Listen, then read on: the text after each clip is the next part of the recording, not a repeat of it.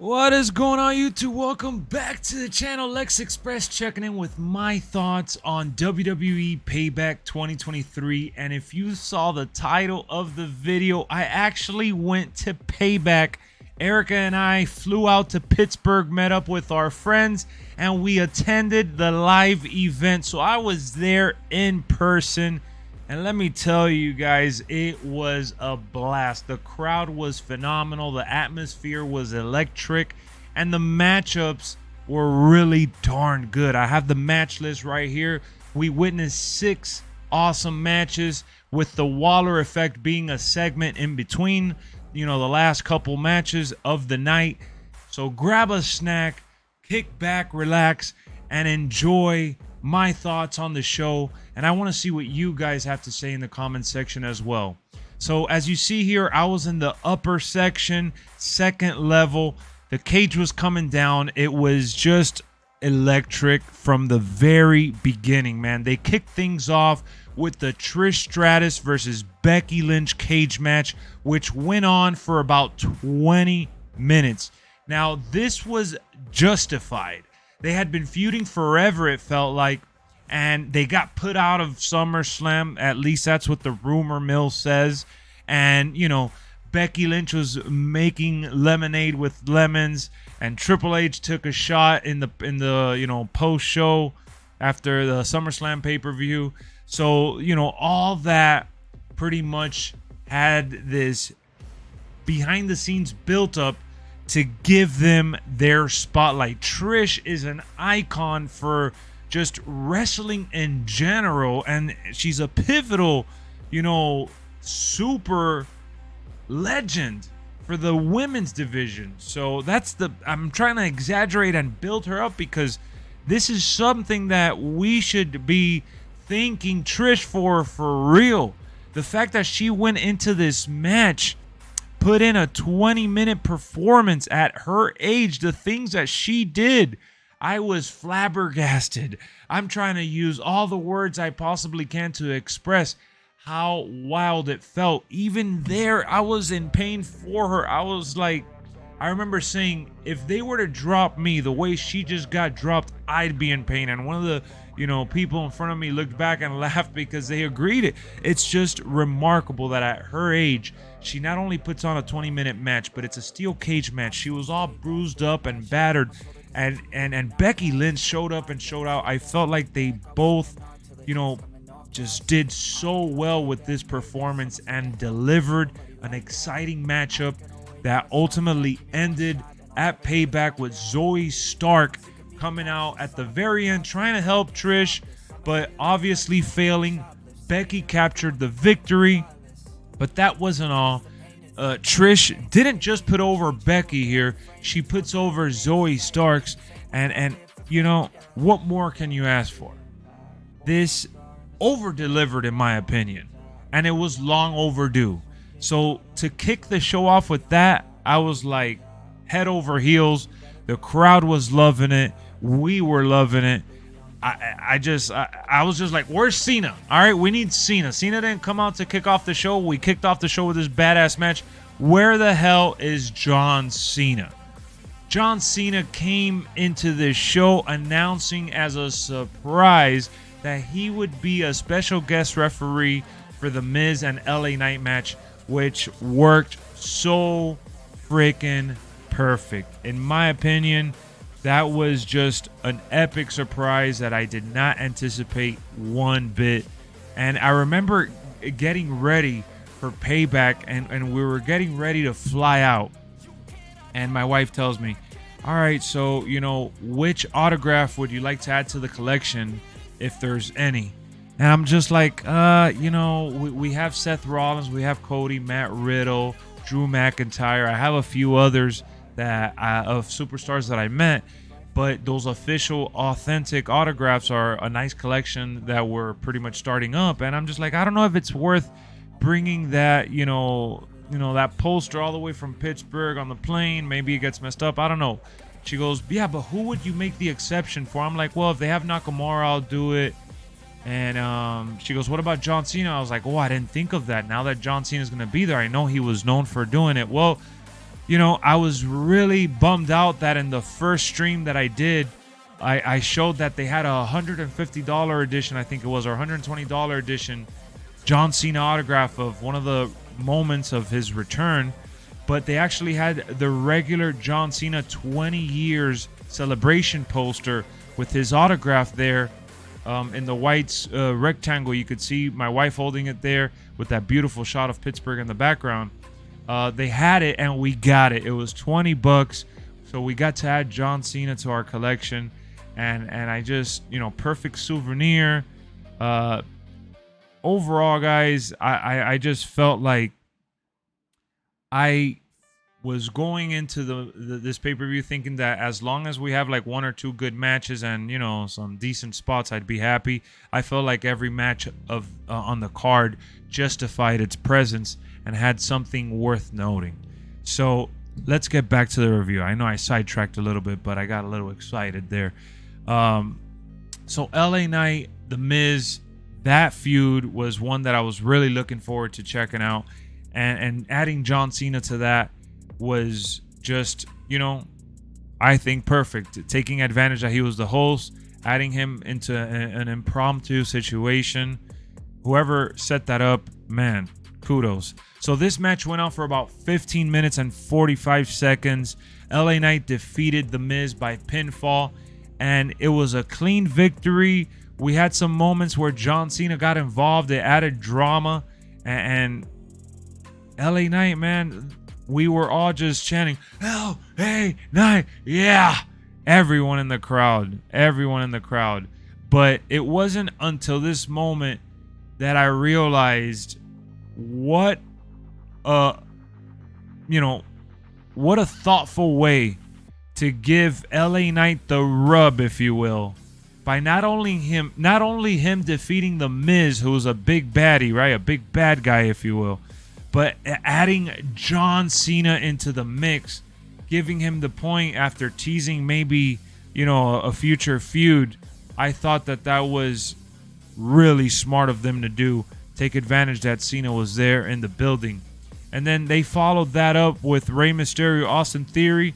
And this I knew would be a short match, but I honestly thought it was going to be a forgetful, you know, filler matchup, because it was a filler in a lot of ways, but I thought it would just be forgetful and kind of boring. I'm not gonna lie. I was happy to see Rey Mysterio. Anytime you could see Rey Mysterio in action in person, you're excited, but I just thought it would be whatever, and it ended up being a little bit better than just that. It was a quick 9-minute 45-second matchup here, but ultimately it hit all the bullet points. Theory didn't look horrible. He had some great bumps. Rey Mysterio looked great, and we had LWO come out and celebrate with Rey. That's all you really needed, right? And I gotta build this one up. 20 minutes and 45 seconds of pure chaos. The Judgment Day versus Sami Zayn and Kevin Owens. Look at that. I'm so excited to talk about this match that I forgot to mention Rey Mysterio retained the belt, and I thought that was the right decision. Just like I thought Becky winning was the right decision and LA Knight. So far at that point, I was really, really happy with the results. So Judgment Day and KO and Sammy, Steel City Street Fight. My goodness, what a surprise. They went all over the crowd. They brought out, you know, trash cans, chairs, candlesticks. They broke tables. Sammy and KO put on the Pittsburgh Penguins uniform. They used hockey sticks. It just hit every spot and then some. When you hear about a street fight, and they had Steel City because that's, you know, the nickname for Pittsburgh. They gave us a very, very special matchup here that I won't ever forget. It's one of the better matches I've ever seen in person in general. You know, like I said earlier, very chaotic, a lot of mayhem. And the Swanton bomb that KO did from the crowd, the trash can spots, Even KO busting his head open after, taking the spill. Referees trying to, close the gash. You had Dominic Mysterio get involved. JD McDonough. Perfect amount of drama. Great wrestling. Ah, God, I'm just trying to think of a weak spot there. But everything was just well coordinated and executed even better.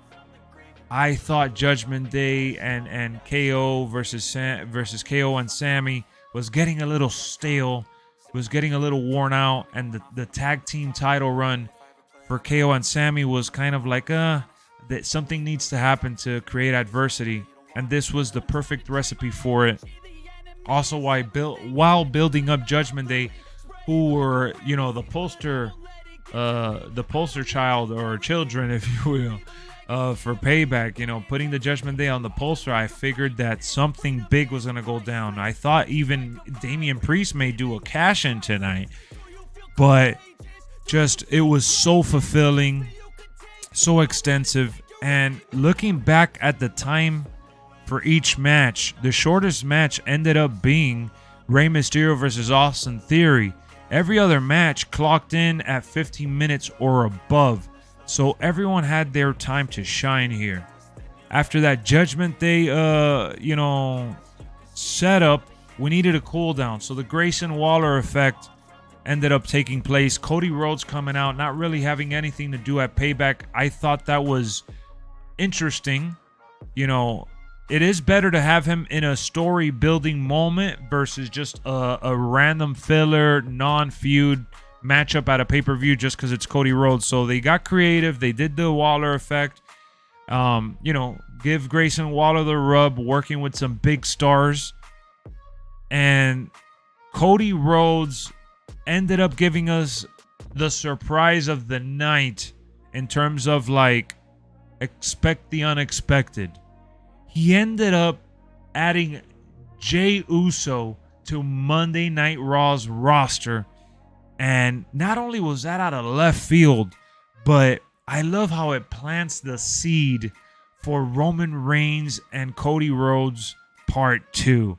I love how this is just planting just enough for the bloodline civil war to spill over into Cody Rhodes territory once again.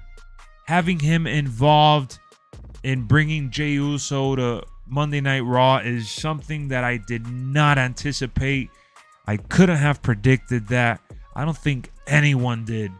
But I had goosebumps. Everyone was, we've been down since that day one. We were all walling out. And I bought this hat at the event, by the way. This is another souvenir that we bought at the event.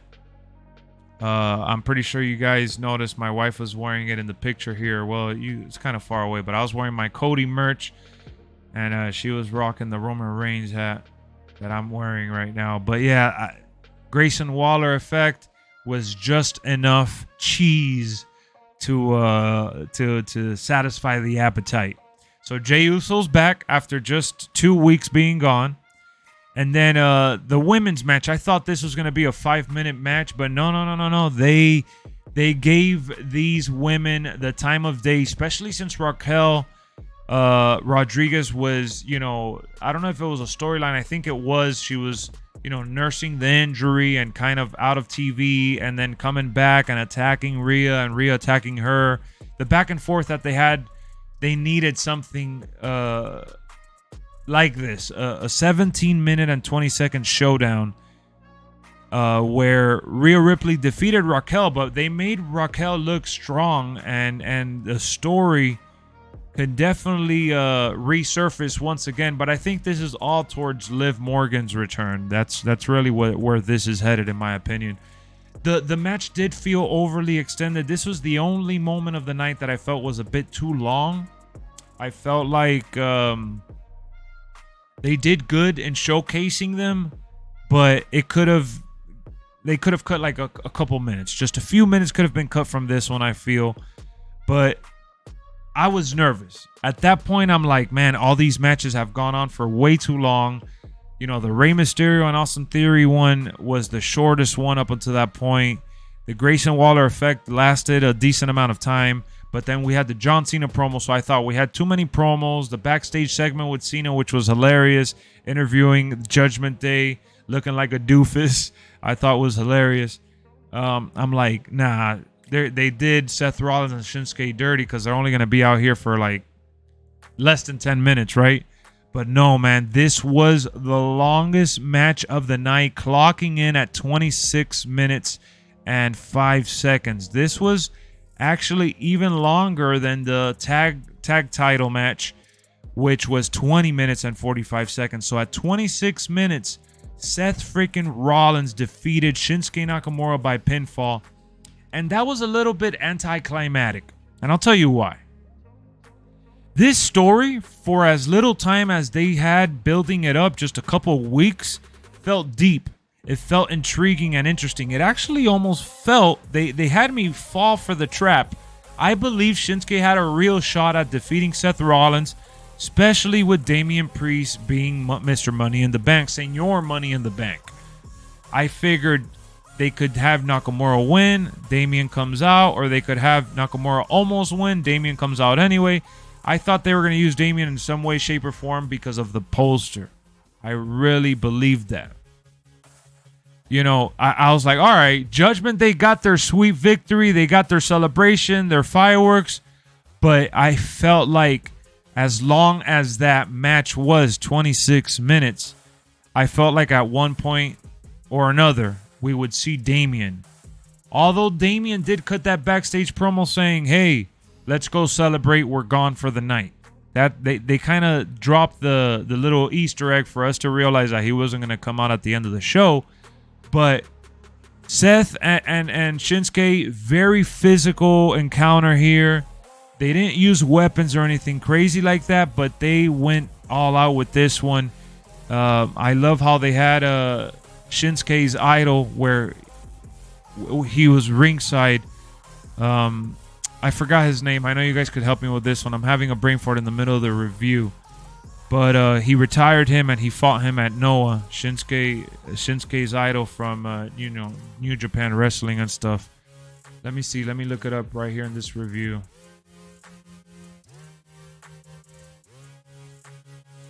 Let's see. But yeah, that match ended up going for a good amount of time, and I was just like, the Great Muta. There it is, the Great Muta. I knew I was having a brain fart. So the Great Muta being ringside was real cool to see. And Shinsuke finally got presented like a main eventer. You know, I know he fought AJ, he won the Royal Rumble, and he's been presented like a top star. But the time that they had here and how much they did within that time, and the promo to kick off the match, like the anime style promo, and allowing him to speak his native language, I feel like they're finally zoning into his strengths and not trying to make him pander and cater to the to the typical American audience. And it was just a great matchup. Now, fatigue did kick in. I felt it. I was tired myself. I looked around the crowd. They were all cheering for both Nakamura and Seth Rollins. You could tell that they were a bit torn. Both songs were sung during the entrances. A lot of Shinsuke and Seth Rollins chants throughout the entire ordeal, but I felt like at that point we were hitting, that fatigue, because they went over the 11 o'clock show time, and hey, look, beggars can't be choosers. You always want your favorite stars to have enough time to tell a good story within the squared circle. And they gave Shinsuke and Seth the opportunity to do so. Now, the reason why I started this match review saying that it was anticlimactic, it was because there was a moment in time there at the end that they did some near falls, and I felt like they didn't do enough to really seal the deal in terms of an emotional level for me personally. When they ended it with the reversal head stomp or curb stomp, I thought, great surprise that he hit the curb stomp in that reversal, but there's no way this is the way the match ends unless Damian Priest is going to cash in. So I thought that having Seth Rollins edge out his victory like that, it meant that Damian Priest was going to come out. And it's funny because everybody was chanting, "We want Priest. We want Priest." And Seth Rollins and Nakamura were, Nakamura was looking around respectful, like if he was going to be respectful, but then it turned into, beating him down. And "We want Priest, we want Priest" was heard throughout the arena.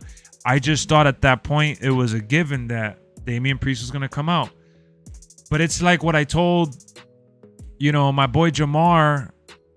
I was like, if they would have given us the cash in, then it would have been just too obvious with the pollster, winning the tag titles, and all that. I'd rather them keep us in suspense on edge and assume that it's going to happen. But the best cash-ins are when you least expect it.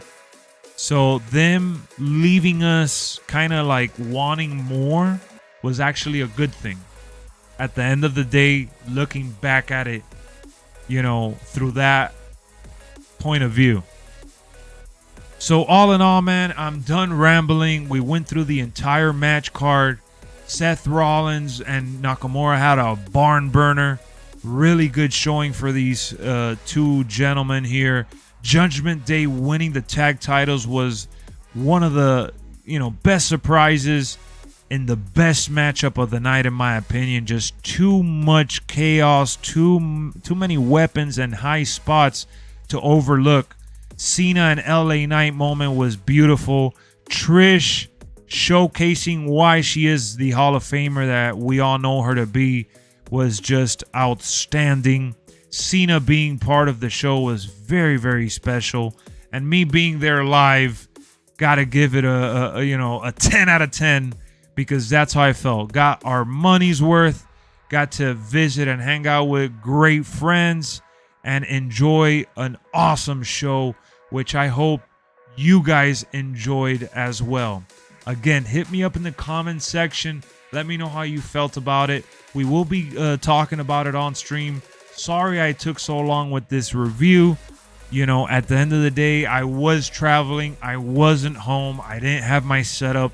We got back. We were super exhausted. And I tried. So I'll see y'all with some more wrestling. Subscribe to the channel if you haven't already. Smash the like button. Thank you for tuning in as always. I'll see y'all later. Peace.